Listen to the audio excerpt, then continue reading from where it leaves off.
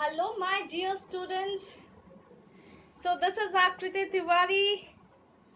Welcome you all on my YouTube channel V Biology and आज morning में मैंने आपको एक वीडियो शेयर किया था from class 12 biology. Human reproduction में से हमने फीमेल रिप्रोडक्शन में किया था. फीमेल रिप्रोडक्टिव सिस्टम हमने पढ़ा था. नाउ अब हमारा male reproductive system, female reproductive system, तीनों के स्ट्रक्चर, दोनों के स्ट्रक्चर्स हम लोग अच्छे से पढ़ चुके हैं. अब मैंने आपको बताया था कि फीमेल रिप्रोडक्टिव सिस्टम जो होता है लिटिल बिट कॉम्प्लिकेटेड होता है और इसमें बहुत सारे प्रोसेस जो होते हैं. उसके बाद एक, जैसे कि हम अगर मेल्स की बात करें तो क्या होता है, गैमेटोजेनेसिस होता है, गैमीट ट्रांसफर होता है एंड दैट्स इट, इतना ही होता है. लेकिन जब हम फीमेल रिप्रोडक्टिव सिस्टम की बात करते हैं तो उसमें बहुत सारे प्रोसेस जो होते हैं वो हमारे एक न्यू बॉर्न, एक न्यू लाइफ को इस अर्थ पर लेकर के आते हैं. तो उसके लिए सबसे पहले गैमेटोजेनेसिस होता है. गैमेटोजेनेसिस के बाद गैमीट ट्रांसफर हम लोग देखते हैं. गैमीट ट्रांसफर के बाद फर्टिलाइजेशन होता है. फर्टिलाइजेशन के बाद प्रेगनेंसी होती है, देन इम्प्लांटेशन, देन पार्चुरेशन और लैक्टेशन पीरियड. तो इतना सारा कुछ हमें इसमें पढ़ना है फीमेल रिप्रोडक्टिव सिस्टम. तो थोड़ा बहुत ज्यादा कॉम्प्लिकेटेड है, इसलिए इसको इजी बनाने के लिए स्टेप बाय स्टेप चलते हैं. आज की क्लास में हम गैमेटोजेनेसिस करने वाले हैं, ठीक है. और गैमीट ट्रांसफर भी मैं आपको, गैमीट ट्रांसफर में ज्यादा कुछ नहीं है, एक दो लाइन का डिस्क्रिप्शन है वो मैं फटाफट से आपको दे दूंगी. एक और बात, आज मैं ऐसा यूजुअली बोलती नहीं हूँ वीडियो में, लेकिन आज मैं बोलना चाहती हूँ बच्चों. You guys are not liking up the video. बच्चों देखो, बहुत ज्यादा मेहनत लगती है और ऑब्वियसली हम बेस्ट चाहते हैं कि आपको समझाया जाए, आप बेस्ट तरीके से चीज़ों को कर पाएँ, ईजीएस्ट वे में चीज़ों को कर पाएँ. तो जितना इजी पॉसिबल होता है उतना इजी मैं इन लेक्चर्स को बनाने की कोशिश करती हूँ. जस्ट बदले में क्या चाहिए, just hit a like button. Like अगर आप कर दें तो it will like a energy मिल जाती है, एक फ्यूल मिल जाता है, आगे काम करने की हिम्मत बन जाती है. So well, it's up to you people. चलिए let's get started today's video. तो हम स्टार्ट कर रहे हैं गैमेटोजेनेसिस से. गैमेटोजेनेसिस आपको पता है, गैमेटोजेनेसिस का मतलब होता है गैमीट्स का बनना. तो गैमेटोजेनेसिस में दो पार्ट्स हमको एक साथ स्टडी करने थे. एक तो हमें स्टडी करना था हमारा स्पर्मेटोजेनेसिस, जो कि हम मेल रिप्रोडक्टिव सिस्टम के साथ मैंने आपको समझा दिया था. आज के लेक्चर में हम करेंगे फीमेल गैमेटोजेनेसिस में हम पढ़ेंगे, यानी कि फीमेल गैमेट्स का सिंथेसिस प्रोडक्शन हम पढ़ेंगे. यानी कि in terms of female it is called, gametogenesis is called oogenesis, यानी कि the process of formation of mature female gamete. Mature female gamete बनाने के प्रोसेस को, जिसे मैच्योर फीमेल गैमेट को हम क्या कहते हैं, oogonia कहते हैं. ये तो बेसिकली इमेच्योर होता है, ovum is the mature one. तो इसको बनाने के प्रोसेस को हम कहते हैं oogenesis. तो जैसे मैंने आपको सिंपल एक फ्लो चार्ट में दिखाया था स्पर्मेटोजेनेसिस, जो कि आपकी एनसीईआरटीज में भी गिवन है, ये तो उस तरीके से बताया है. द होल प्रोसेस को मैंने, जैसे हमेशा करती हूँ, एक माइंड मैप की तरह समझाती हूँ. आज का टॉपिक भी मैंने एज अ माइंड मैप ही प्रिपेयर किया है. तो हम स्टार्ट कर रहे हैं, क्योंकि आपको पता है कि oogenesis होता कहाँ पर है, ओवरी में होता है. फीमेल रिप्रोडक्टिव सिस्टम में हमने पेयर्ड ओवरीज पढ़ा था. तो ओवरी में प्रोडक्शन होता है ओवम एग्स का.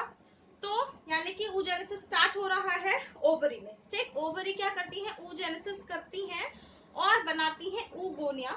oogonia क्या होता है, इमेच्योर, ठीक है, इमेच्योर सेल्स होती हैं.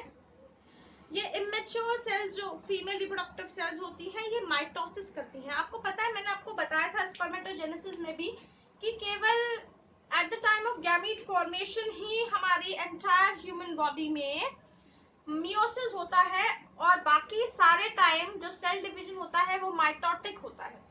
लेकिन इसमें भी हम पहले माइटोसिस करते हैं, उसके बाद मियोसिस होती है. और मियोसिस भी दो फेजेस में होती है, मियोटिक 1 एंड मियोटिक 2. दो डिवीजन मैंने आपको स्पर्मेटोजेनेसिस में बताए थे. तो यहाँ पर oogonia में क्या है, मैच्योर फीमेल रिप्रोडक्टिव सेल्स है, डिप्लॉयड है. नेचर में ये माइटोसिस करती है और प्राइमरी oocyte बनाती है। ठीक है, ये प्राइमरी oocyte जो है ये मियोसिस करते हैं, और मियोसिस में आपको पता है बच्चों, जब आप एक चैप्टर आपका आगे आएगा सेल साइकिल जब हम पढ़ेंगे, सेल फेजेस जब हम पढ़ेंगे, तो हम मियोसिस में बहुत सारी फेजेस पढ़ेंगे, प्रोफेज, एनाफेज, मेटाफेज। तो प्रोफेज 1 जो होती है मियोसिस 1 की, उस वाली स्टेज में ये प्राइमरी oocyte प्राइमरी फॉलिकल्स बना करके उसी स्टेज में रेस्ट करते हैं। तो बेसिकली प्राइमरी फॉलिकल्स क्या है, जो फॉलिक्यूलर लेयर्स होती हैं ये अपने आप को डिवाइड करती हैं, कवरिंग बना लेती हैं एक प्राइमरी oocyte के बाहर, ये प्राइमरी फॉलिकल्स बन जाती है। एक इंपॉर्टेंट बात मैंने आपको स्पर्मेटोजेनेसिस के टाइम पर ये भी बताई थी कि स्पर्मेटोजेनेसिस जो होता है वो प्यूबर्टी के टाइम पर स्टार्ट होता है। मेल्स में गैमेटोजेनेसिस प्यूबर्टी के टाइम पर स्टार्ट होता है, जबकि फीमेल्स में फीटल स्टेज पर ही बन जाता है। जब फीटल स्टेज होती है, यानी कि इनसाइड द मदर वूम, अगर फीमेल जो बनने वाली है, जो गर्ल चाइल्ड बनने वाली है, इनसाइड द मदर्स वूम जब वो फीटल स्टेज में होती है, तभी उसमें oogenesis का प्रोसेस स्टार्ट हो जाता है। लेकिन ओव्यूलेशन जो होता है वो कब स्टार्ट होता है, वो आफ्टर प्यूबर्टी स्टार्ट होता है। ठीक है, तो बर्थ से पहले ही क्या होते हैं, प्राइमरी फॉलिकल्स जो होते हैं बहुत ज्यादा नंबर्स में प्रोड्यूस हो जाते हैं, बन जाते हैं, और बर्थ के बाद इन प्राइमरी फॉलिकल्स में कोई एडिशन नहीं होता है, ना ही नए बनते हैं, ना ही ऐड होते हैं। ठीक है, तो ये प्राइमरी फॉलिकल्स जो है ये डीजेनरेट कर जाते हैं, और केवल कितने बच जाते हैं प्यूबर्टी तक पहुंचते पहुंचते, केवल 60 से 80 हजार तक फॉलिकल्स जो होते हैं वो बच जाते हैं। ये जो फॉलिकल्स होते हैं इनके पास ग्रेन्युलोसा की लेयर होती है, कवरिंग होती है, उस कवरिंग के साथ ये जो स्ट्रक्चर बनाते हैं उसे हम कहते हैं सेकेंडरी फॉलिकल। ये सेकेंडरी फॉलिकल फर्दर बना लेते हैं टर्चरी फॉलिकल। ठीक है, और टर्चरी फॉलिकल्स कन्वर्ट हो जाते हैं ग्राफियन फॉलिकल में। ग्राफियन फॉलिकल जो होता है ये ऐसा स्ट्रक्चर होता है जिसके अंदर फ्लूइड प्रेजेंट होता है, और इसके बाहर एक लेयर प्रेजेंट होती है, उस लेयर को हम कहते हैं जोना पेल्यूसिटा। ये ग्राफियन फॉलिक्यूलर जो स्ट्रक्चर है इसका फायदा ये है कि ये क्या करता है, ओपनिंग प्रोवाइड करता है, ये रप्चर हो जाता है, ब्रेक हो जाता है, और फाइनली रिलीज करने में हेल्प करता है सेकेंडरी oocytes को by the process of ovulation. ठीक है, ओव्यूलेशन में सेकेंडरी oocytes क्या होते हैं, ये हमारे रिलीज होते हैं, एग्स रिलीज होते हैं, किस प्रोसेस के थ्रू, ओव्यूलेशन प्रोसेस के थ्रू, और कहां से, ग्राफियन फॉलिकल से। ठीक है, यहाँ तक की बात आपको समझ आ गई होगी। अब मैं डायग्रामेटिक, ये जो सेक्शनल व्यू डायग्राम मैंने आपको ओवरी का दिखाया है, इसमें इस डायग्राम को डिस्कस कर लेते हैं। तो एक दो चीजें जो यहाँ पर हमें फंक्शन बच गया है वो पता चल जाएगा। ठीक है, तो ग्राफियन सॉरी सेक्शनल व्यू जो है आपका ओवरी का, आई होप आप सबको डायग्राम में दिख रहा है। इसके पास ब्लड वेसल्स हैं बच्चों। ब्लड वेसल्स क्या करेंगी, ब्लड सप्लाई करती हैं, वीन्स आर्टरीज होती हैं, ये ब्लड सप्लाई करने का काम करती हैं। और ये छोटे छोटे से सेल्यूलर स्ट्रक्चर दिख रहे हैं, छोटे छोटे से सेल्यूलर स्ट्रक्चर दिख रहे हैं, ये सेल्यूलर स्ट्रक्चर्स क्या है, इन्हें हम कहते हैं प्राइमोसीडियल, है ना, प्राइमोडियल सेल्स इन्हें हम कहते हैं। तो ये जो सेल्स हैं मैं यहाँ लिख देती हूँ, these cells are called primordial cells, यानी कि एक इनिशियल स्टेज है। ठीक, ये प्राइमोडियल सेल्स क्या होती हैं, डिवाइड करती हैं, फॉलिकुलर डिवीजन करने के बाद प्राइमरी फॉलिकल बनाती हैं। ये प्राइमरी फॉलिकल फर्दर डिवाइड होकर सेकेंडरी फॉलिकल बनाता है, सेकेंडरी फॉलिकल डिवाइड होकर टर्चरी फॉलिकल बनाता है, और टर्चरी फॉलिकल बनाता है Graafian follicle.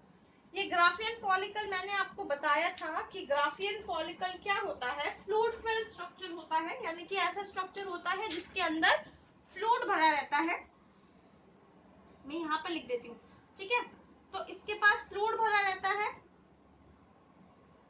Fluid filled structure होता है ये। दूसरी बात क्या होता है, ओवम को डेवलप करने का काम ग्राफियन फॉलिकल कराता है,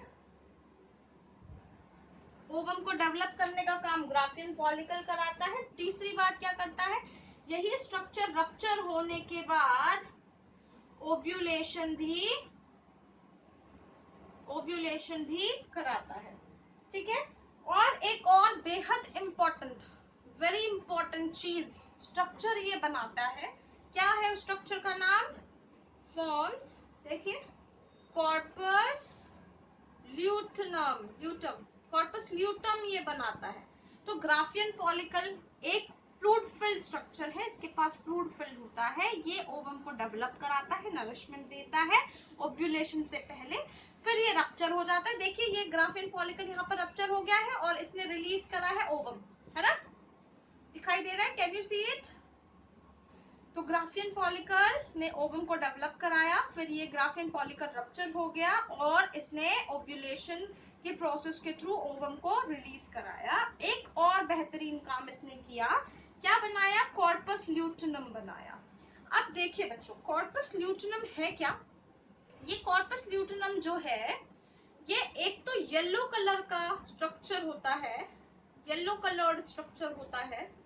दूसरी बात ये है, कॉर्पस ल्यूटेनम जो होता है, मास ऑफ सेल, बहुत सारे सेल्स हैं इसके अंदर, और ये जो है ये ओवरी को रिस्पॉन्सिबल, मतलब ओवरी में क्या कराता है, ओवरी जो कि हार्मोन्स रिलीज करती हैं, ये कॉर्पस ल्यूटेनम की वजह से करती हैं। तो कॉर्पस ल्यूटेनम क्या करता है, रिस्पॉन्सिबल हार्मोन्स को प्रोड्यूस करता है, जो कि प्रेगनेंसी के लिए बहुत इंपॉर्टेंट है। वो कौन सा हार्मोन है, दैट इज प्रोजेस्टेरोन।